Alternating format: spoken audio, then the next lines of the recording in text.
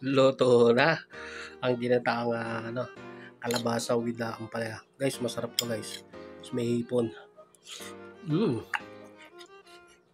Lalo. Yun. Nagluto ulit tayo ng gatang kalabasa. May hipon, may giniling, at ginisa. Hindi ko na pinakita pa, no? Basta yan ang ating tirada ngayon.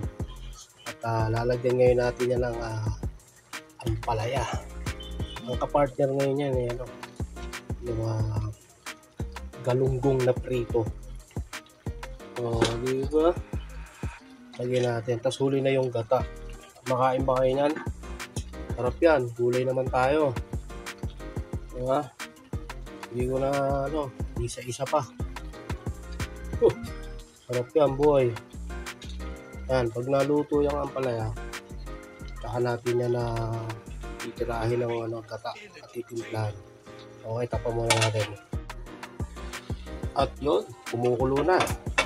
Ilagay na natin ngayon itong gata, no? Ito naman ay saking ng gata. Yan. Diba? Sarap yan, guys. At yan ay natimplahan na. Papakuluan na lang yan. Ito na halos yan eh. Kapartner na ito ngayon ay galunggong. Diba? Yan na, luto na yan. Pagkulo niyan at maayos na yan, luto na yan mga kapatid.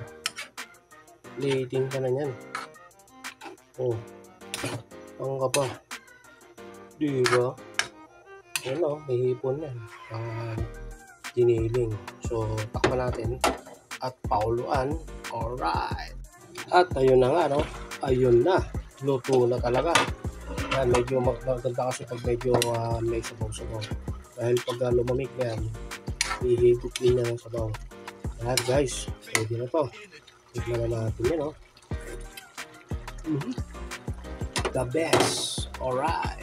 At ayun na nga, luto na ang ginataang kalabasa with ampalaya. Guys, masarap to guys. Tapos may hipon. Lalo.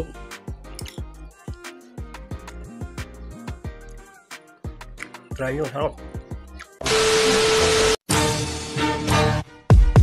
Huli na namang hinawakan ko papel at lapis para mabuot at maisulat ko galit kong labis. Pagkat puno na ngayon nasa loob, dapat kalusin at matalop. Ang paglapasangan nyo sa akin ay sa kalooban ko. Hindi ako sinilang sa mundo para gaguhin nyo na lang. Hindi ako pinanganak dito para babuyin nyo na lang. Pinanganak ako na maayos, mabait at simpleng tao lang. Pero kung mababaliwala yun, sige, rambulan na lang.